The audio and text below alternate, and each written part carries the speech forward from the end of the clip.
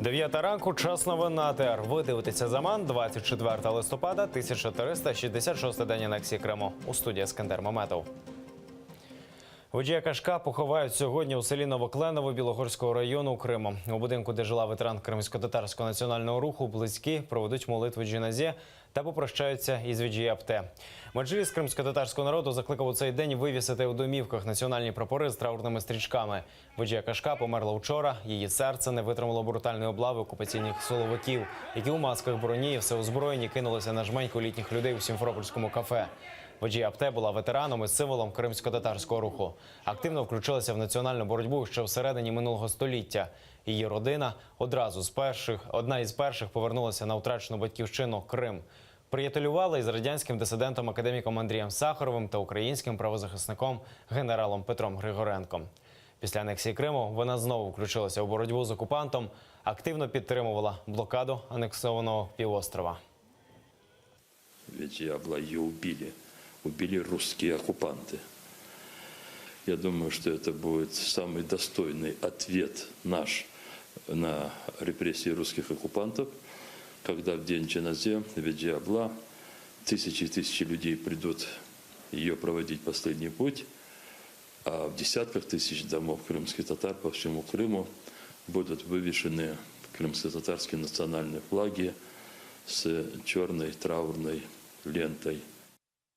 Бекіру Дегерменджі, Асану Чапуху, Руслану Трубачу і Кязіму Аметову, незаконно затриманим вчора в Криму, сьогодні окупанти найімовірніше обиратимуть запобіжний захід. Слухання мають відбутися в окупаційному Київському районному суді Сімферополя. Таке припущення вчора в ефірі телеканалу АТР зробив журналіст «Нової газети» Антон Наумлюк. Він до пізнього вечора чергував під будівлею Центру протидії екстремізму у Сімферополі. Розповів, близько 10-ї вечора усіх затриманих звідти вивезли. Ніч арештанти провели в ізоляторі тимчасового тримання. Бекіру Дегерменджі, Асану Чапуху, Руслану Трубачу і Кязіму Аметову, як і раніше, закидають вимагання групи осіб грошей у великому розмірі. Ніхто з них цієї провини не визнав. Подозреваемые не признали своей вины. Насколько я понимаю, никто из них не подписали протоколы допросов, поскольку их не обеспечили присутствием переводчика, которого требовали адвокаты.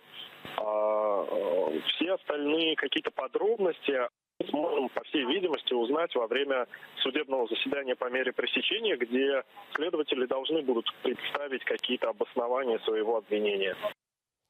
Загалом учора окупанти затримали 7 кримських татар. Бекіра Дегерменджі, Асана Чапуха та Кязіма Аметова затримали під час так званої спецоперації у центрі Сімферополя. Приблизно у той самий час просто з автобуса, що прямував до Києва, зняли Руслана Трубача. У селищі Южне затримали чоловіка Ельміри Газієвої, Юрія Баранова, а також братів Курсейта та Ельдара Абдулаєвих. Утім, останніх 3 чоловіків відпустили після допитів. Курсейт Абдулаєв останній вчора вийшов з будівлі ФСБ. Він проходить у справі як свідок. Про це повідомив його адвокат Еміль Курбетдінов.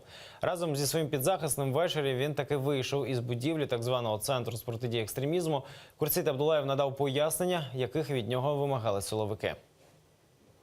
Что действительно Віджі-Апте сегодня, как я понимаю, с распиской, которую давал этот турок, она приехала на встречу, скорее всего, он попросил об этой встрече якобы вернуть деньги, и вот получилось то, что получилось. Нам не предъявляли так особо документов никаких, я тоже там в коридорах пока стоял, что-то услышал, какую-то информацию. Бекір Дегерменджі не підписав вчора жодних протоколів, оскільки йому не надали перекладача, якого він вимагав. Про це повідомив Едем Самедляєв, адвокат затриманого. Слідчі у ході справи припускаються чималих порушень. Зокрема, за словами адвоката, затягуються і передбачені законом строки складання протоколів. Не надавали також затриманому можливості зв'язатися із родиною.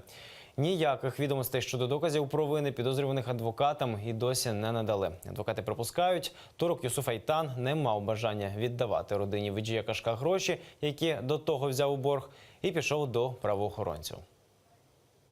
Сотрудники МВД его вели и все это организовывали. Скорее всего, там была и прослушка, и, может быть, даже видео какое-то. Ну, это мы узнаем после того, как закончится следствие, и нам дадут возможность ознакомиться с материалами уголовного дела. В 11, полдвенадцатого закончились все следственные мероприятия с ним. Ну, состояние, конечно, он в шоке. Это сильно влияет на его здоровье. Ну, единственное, что силовики разрешили передать ему аэрозольный баллончик, без которого он не может и постоянно им пользуется. Как ночью он был, пока мне неизвестно. Як навмисне вбивство кваліфікувала прокуратура Автономної Республіки Крим загибель Виджія Кашка. Про це повідомляється на сайті Генеральної прокуратури України. У відомстві пояснили, так звані силовики намагалися незаконно позбавити жінку волі, погрожуючи зброєю. Саме в результаті таких дій окупантів їй стало зле. Дій підконтрольних Кремлю силовиків щодо інших затриманих кримсько-татарських громадських діячів Бекіра Деграменджа, Сана Чапуха, Руслана Трубача і Казіма Аметова прокуратура кваліфікувала за 2 статтями: незаконне позбавлення волі або викрадення людини та порушення недоторканності житла, вчинене службовою особою або із застосуванням насильства.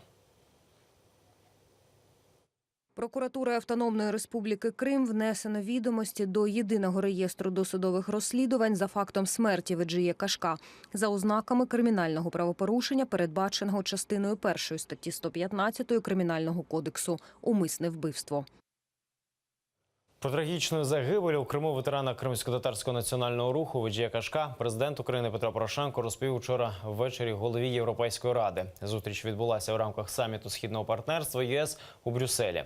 Український президент певен, Туск – щирий друг України, який незмінно підтримує європейські прагнення нашої країни та політику продовження санкцій проти Росії. Активістка, яка має дуже важливу історію захисту інтересів кримсько-татарського народу, під час затримання померла. І ми не збираємося з цим миритися. Росія має нести відповідальність за ці жахливі кроки. І хочу наголосити, що єдиною формою захисту кримсько-татарського народу є звільнення Криму від окупації. На сьогодні у Петра Порошенка запланована ще зустріч із генеральним секретарем НАТО Єнсом Столтенбергом. Інформація про це з'явилася на офіційному сайті Альянсу. Щоправда, зустріч буде закритою, йдеться у повідомленні. Питання арештів та порушення прав людини у Криму активно піднімає на саміті українське МЗС. Павло Клімкін повідомив у своєму мікроблозі у Твіттер, що це головна тема усіх його зустрічей. Питання арештів та інших злочинів російського окупаційного режиму в Криму порушуємо на кожній зустрічі. Росія має забратися геть з України та припинити це свавілля. Цього прагнемо ми та весь цивілізований світ.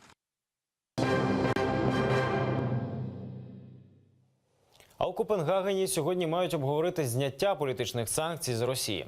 Постійний комітет Парламентської асамблеї Ради Європи призначив із цього приводу позапланові дебати. Експерти зазначають, статус питань, що планують підняти, не передбачає ухвалень якихось рішень. Утім, те, як пройдуть обговорення, може показати готовність асамблеї до зняття санкцій з Росії. Сама сесія проходитиме вже наступного року у січні. У Криму триває тиск на учасників одиночних пікетів. 14 жовтня поліція почала розносити їм протоколи про участь у незаконних діях. Всюди діяли за однією схемою. Близько 18 вечора приходили додому. Із собою привозили власних свідків. Зачитували учасникам одиночних пікетів протоколи про адмінправопорушення. Мовляв, 14 жовтня люди брали участь не в одиночних пікетах, а у несанкціонованій масовій акції. Мотивують це тим, що пікети проходили масово і одночасно в різних частинах Криму. А отже, це не одиночний пікет, який в Росії дозволений, а масова акція, яку треба узгоджувати із владою. Усинов Усин Смаилович, держа в руках плакат с надписью «Мусульмане Крыма не террористы, не экстремисты», принял участие в несогласованном с органами местного самоуправления публичном мероприятии в форме пикета, являющемся коллективной публичной акцией. Ну, тут написано, что правонарушения, что непосредственно пикеты, да, можно сказать, были не одиночные, а групповые, так выходит? Посчитали, что это несанкционированная акция, потому что мотивируя тем, что она была проведена во многих частях Крыма. И была оставлена копия протокола. Он сказал, что будет назначен суд, о котором нас оповестят. Наразі це всі новини. Дивіться «Заман». А зараз ефір на АТР продовжить програма «Саба» з Єлизаветою Цереградською. Будьте з нами.